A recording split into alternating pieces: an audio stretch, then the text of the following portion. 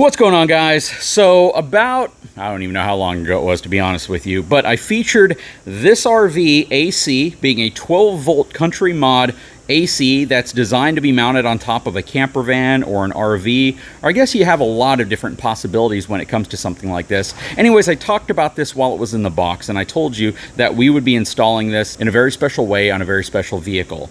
Well, today is that day. We have the AC unit unboxed. A big shout out to the folks over at Countrymod for providing this for review and evaluation. This isn't actually going in anything that I own. It's actually going in a good friend of mine who owns a local business here in town. And let's show you what we'll be installing this in today. Hang tight, I'll be right back.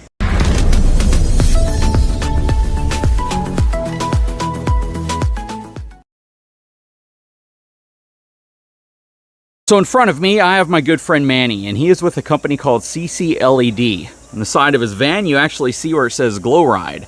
Manny, you want to take a moment and explain what you guys do over at CCLED? Hello, my name is Manny. We're responsible for manufacturing high-powered bike lights. We also do some specialized products.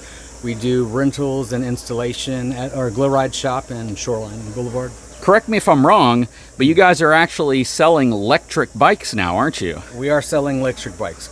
So that's cool. So if somebody wants to pick up a bike and they want it to be equipped with LED lights, like the super high-end, intense LED lights, you can set them up for that, right? We could do both. We can get you a test drive on the electric bike. We can even install lights for you. We also do any project you need. Okay, so if somebody wants to bring in their mountain bike that they picked up from a local bike store, if they want to bring in an e-bike they bought online, you do all sorts of aftermarket retrofits as well, right? Yes, we do. From wheel lights to custom frame lights, anything you want, we're capable of doing. Many years experience, about 4 or 5 staff. Come from a custom world.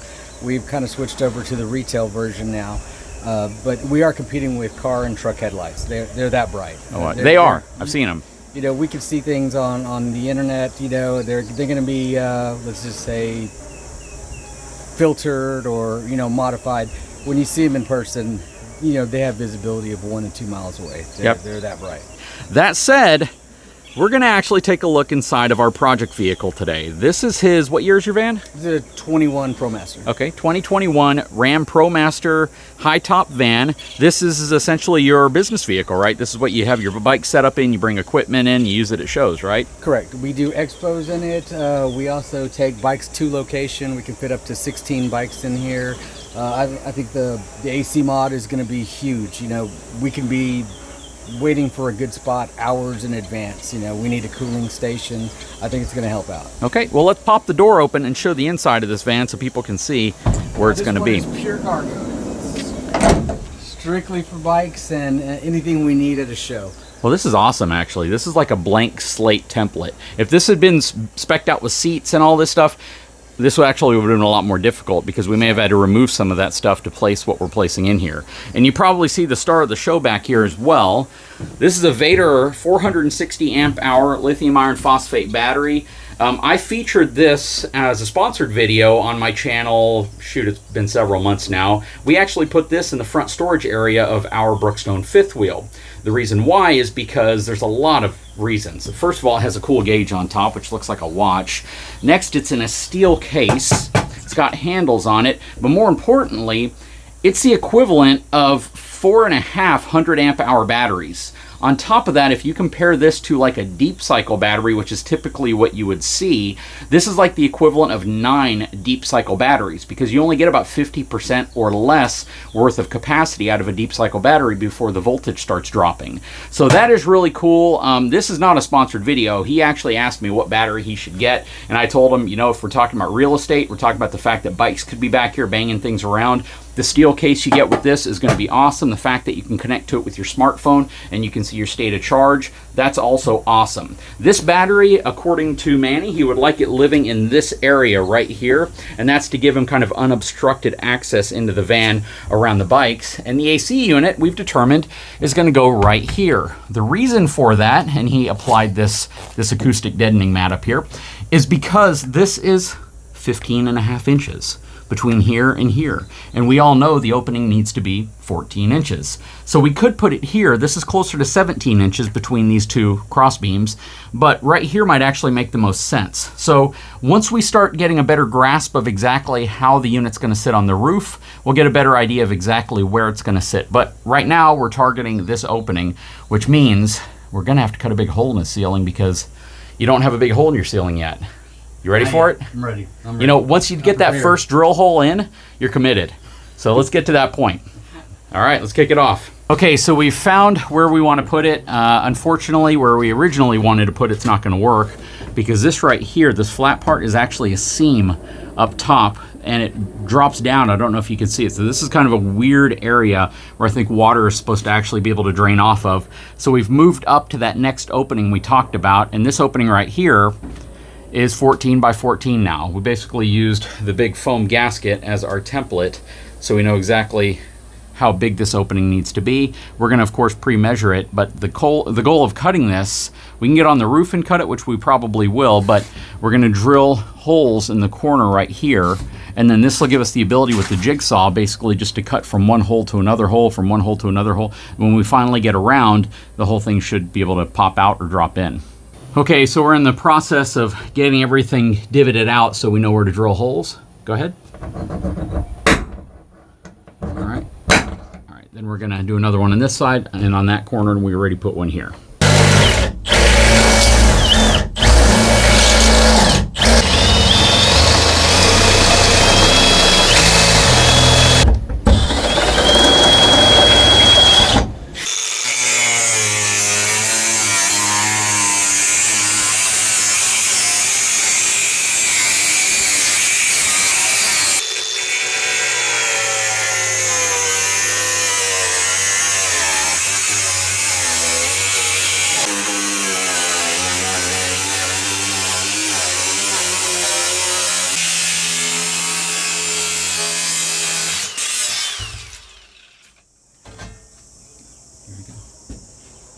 Okay, so we're gonna sand the edge down right now to get all the burrs off.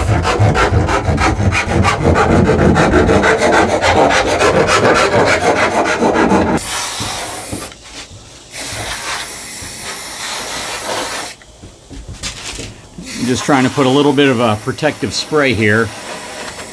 Not too worried about overspray. Don't want to get in your eyes.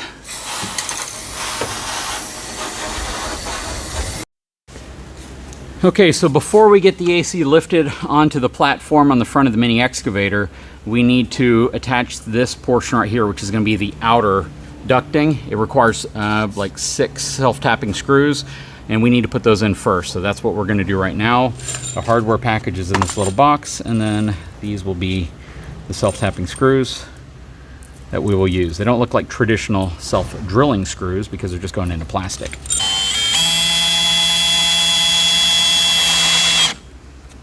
Okay, so we have all 6 screws in place. It works really well to make sure you have this positioned as far up as possible so you know that these are going to bite into plastic and not just slip into the hole, because it's not a real thick amount of material between where that has to go and the opening right here. So Manny is going all He-Man on this and carrying it over to the excavator. All right, let me help him now. Okay, so we have it loaded on the excavator.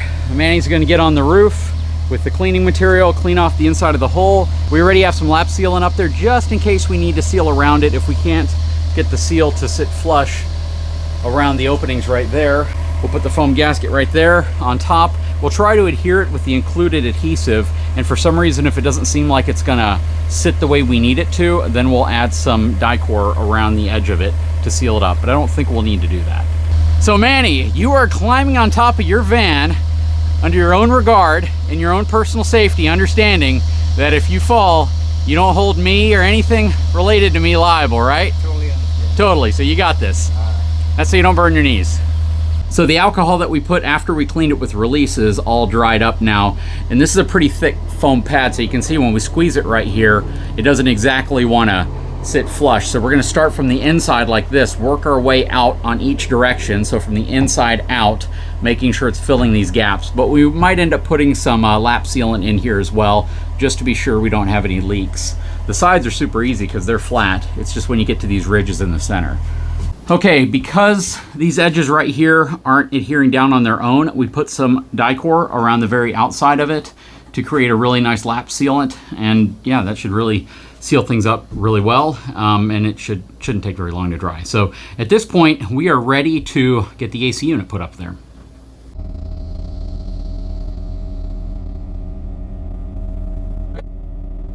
So I'm gonna help you center it, but go ahead and start bringing it down towards me. I have a hand pointing up.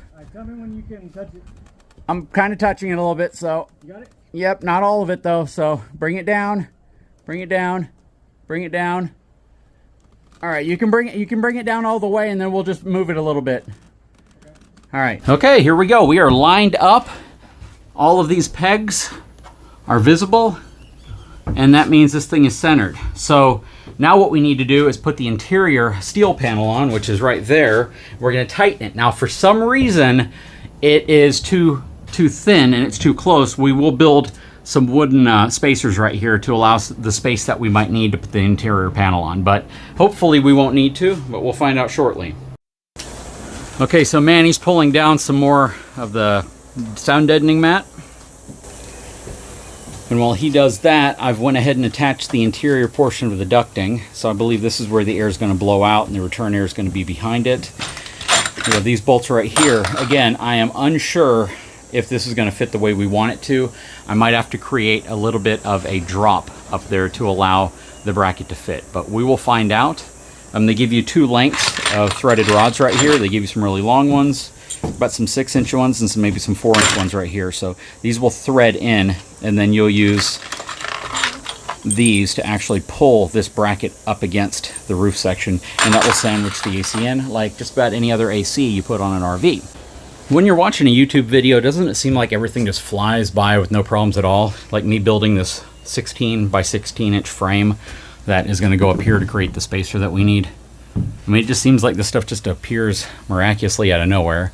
No, there's a lot of off-site camera stuff that takes place that you guys just don't see, and that's one of them. Anyways, we're going to put this right here, and I don't think we really even need to secure it, because the screws, as it compresses, it's going to hold it in place, and the opening right here will prevent it from actually shifting. So let's go ahead and get that mounted. All right, so check that out. That looks pretty dang good. So I have the little spacer in place that allowed me to put these threaded rods in perfectly, the right amount of spacing. And now what we need to do is just tighten these down carefully. That looks really good. What do you think? I think it's looking good. I can't wait. You literally jumped on a phone call, and then you got off the call, and I had already built this bracket. Wasn't that cool? It's like mysterious, like craziness. And does anybody know how hot it is here? We're in the middle of summer. It's hotter than people think. It's hotter than people think. We look calm, cool, and relaxed, but the minute I stop recording, I hit the pause button, we're like, oh my gosh, we need some water.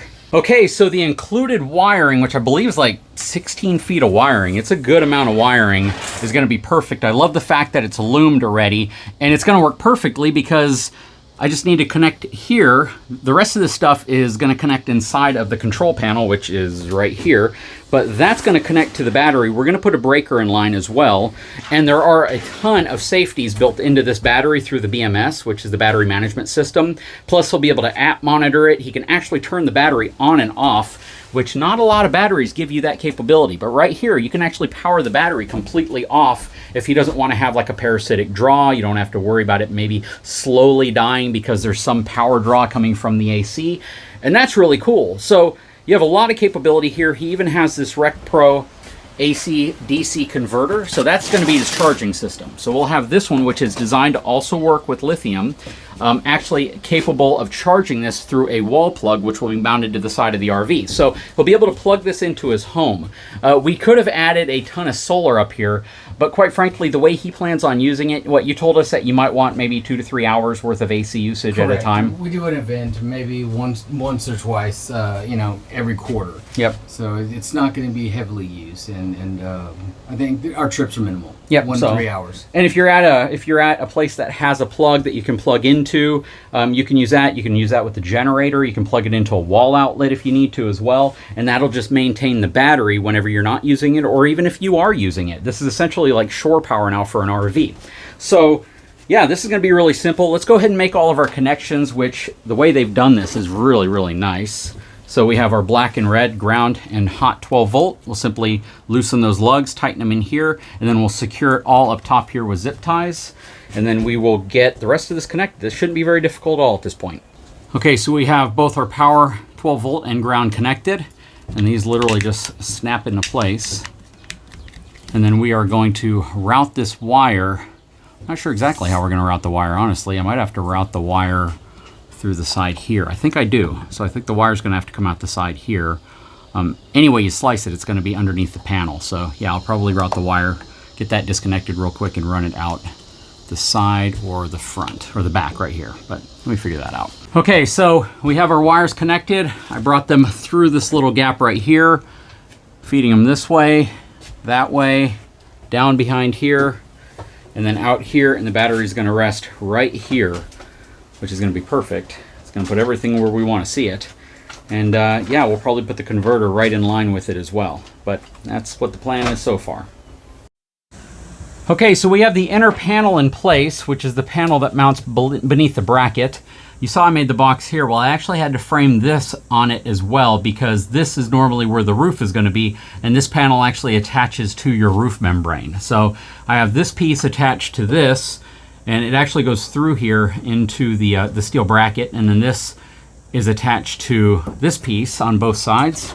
So now we are in good shape. We are ready to actually make our connections, and then pretty soon we'll be able to test it on the battery. So we're going to go ahead and get the outer panel, or the inner panel, mounted. We'll put the control box in place, and then we will test wire this thing up.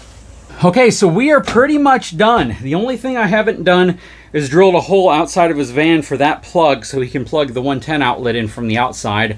He has a plug there. He could always run an extension cord outside if he needed to do it, but we will eventually drill a hole in the side of his van to do that. But all the connections are made. So we have the RV power converter right here, which is allowing 110 power to be converted to 12 volt to charge this battery. It is lithium compatible, which is really nice. We have the 12 volt leads all plugged in. His cargo tie down straps just happen to be in the perfect location, so the battery's wedged between. I'm going to put a board right here and screw it in as well, so there's no side to side shifting going on, but that is really tight, and that battery's not going to go anywhere, especially over this textured floor. But we're going to go and turn the battery on, get his phone paired to it, and see if we can get this thing running. Okay, so to you all, this is going to seem like no time really passed, but in reality, 3 weeks has passed since we installed this AC unit. And the reason why, and I'm talking about between now and the last clip, and the reason why is because they accidentally sent us a 24 volt unit. So we had to wait until a 12 volt unit came in. Sorry, that's 24. You have to change that to Fahrenheit. We had to wait till the 12 volt unit came in, then remove the 24 volt unit. We trimmed down the panels up here a little bit so it looks a little bit cleaner. We had to rerun the wire because the wire that was included with the 24 volt unit is a thinner gauge wire, and we had to go to the thicker gauge wire that was included with the 12 volt unit. But yeah, we're out here in the 100+ degree weather. Had to rip the other unit off, put this one on, connect it to the battery, just powered the battery on, and we are getting some really, really nice cool air coming out of this thing now. It cranked right up. The reason why you see red electrical tape here is on the other unit the wires were smaller, and because they were smaller I didn't have any fear that the little caps over these fuses would come loose, but on these, because it's so much thicker, I'm a little worried about that potentially, so I just wrapped it in red electrical tape. You really can't see it from any angle other than standing directly behind it. This thing is working super well now. It is really, really quiet. It's blowing a good amount of air out of both sides, and the louvers can shift up and down, which is really nice. You have several modes to choose from here. You have eco mode, I guess night.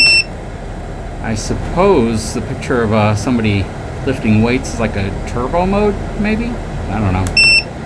And then this is fan only, and that is the cool mode. And we can change our fan speed right here. Very cool, literally. It gives you an example of what the error codes might be if you are getting an error code. But it is working, and we are finally finished. When I say finally, for me, this was definitely a much longer install than we thought it would be. But now we have air conditioning inside of this van, and it is working really, really well. Definitely a bit of a project, but when you pair it with a huge battery, like this 460 amp hour Veteran battery, you know, you are going to get a good amount of runtime off of something like this, and it's powering it up just fine. With the Bluetooth app, he's able to look at the battery, see exactly how it's discharging, how much power is coming out of it. So we're going to check that out real quick. Okay, so we are now looking at the specs of the battery. He's got 250 amp hours remaining, and we are currently pulling 44.1 amps, 580 watts. So considering this is a 10,000 BTU, that's pretty dang awesome. You know, this is a good size air conditioning unit, and again, we're drawing right now at about 609 watts, about 46.9 amps from the system, which means he's going to get a good amount of runtime off of this one battery. And again, if you want to think about this battery compared to others, this battery is the equivalent of like 9 deep cycle batteries. Not even kidding you, because you typically only get about 50% of capacity out of a deep cycle battery. Compared to another lithium ion battery or lithium iron phosphate battery, this is going to be the equivalent of 4 or a little over 4.5 amp hour batteries. So this is not a small battery system. He's got his 55 amp smart converter charger right here, which is going to power it up, and he's got a plug so he can charge that from the wall as well. So we're pretty much set. The only thing we haven't done is installed the outlet on the outside of your van, which you don't have the outlet with you today, do you? No, we don't. No, I think you took some of that stuff out over the past 3 weeks. Because again, we've been waiting for this AC to come in and then being able to sync up to get this done. What do you think of the system so far? I love it. I'm impressed. It's hot out here. It's hotter than day one. Yeah. Great system. It's blowing some cold air right now too. I mean, it really is blowing cold air. Would you say it's equivalent to the van's air conditioning system? Back here, I would say it is. Yep. You know what we could do? Let's close the doors up for a little bit and see if it cools down in here. Okay, so we've had the AC running for about 15 minutes now since we started cleaning everything up, put the ladder away, all the tools away. Let's go ahead and hop inside and see how well this thing has cooled the van down.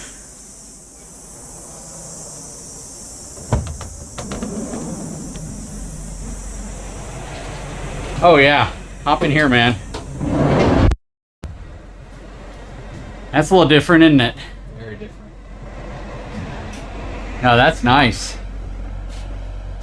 You still got to figure out how to change it from Celsius to Fahrenheit. There's no clear instructions on how to do that, believe it or not. But it is not loud at all. I mean, say something over there. Something over there. And it's easy to hear you. I mean, this is really quiet. And now you can take your daughter in this thing and go camping and stay somewhat cool. That's what I'm most looking forward to. I think we're going to get 2 uses out of this. It's going to be great. Yep. Actually, probably 3. Probably 3. This is going to be our cooling station when we're out in the field. Oh yeah, yeah. We could possibly work out of the van now. Well, if you have enough, it opens a lot of things up. If you have enough of this stuff will actually act as an insulator as well. So if you want to cover your walls with it, anything to keep this super hot, dark structure, because that feels like an oven right now. It is. It'll get up to 140, 160. We have 3 more giant rolls of it. We just need to cut it and do it. Yep, I would coat the inside. This is going to help, but if you can get some insulation on here, shoot, you can even go to Lowe's, buy that foam panel, and you can kind of put it on here, wedge it in, and then glue it to the wall. But anything you can do to give yourself an insulative blanket on these walls is going to let this thing work so much more efficiently. So what do you think? Pretty happy? I love it. I'm impressed. It blew my expectations away. This is putting out air. It's cold. And you know how hot it is out here. Yep. It's one of the hottest days today. Yes, it is. Well, definitely appreciate it. We got a lot more collaborations we're going to be doing because I want to show you some of his lights and what they're capable of. We're going to wrap this video up. I'll put a link in the description of the video if this is something you may be interested in. Guys, if you haven't had a chance, please take a moment, subscribe to the channel, give me a thumbs up. We'll talk to you again real soon.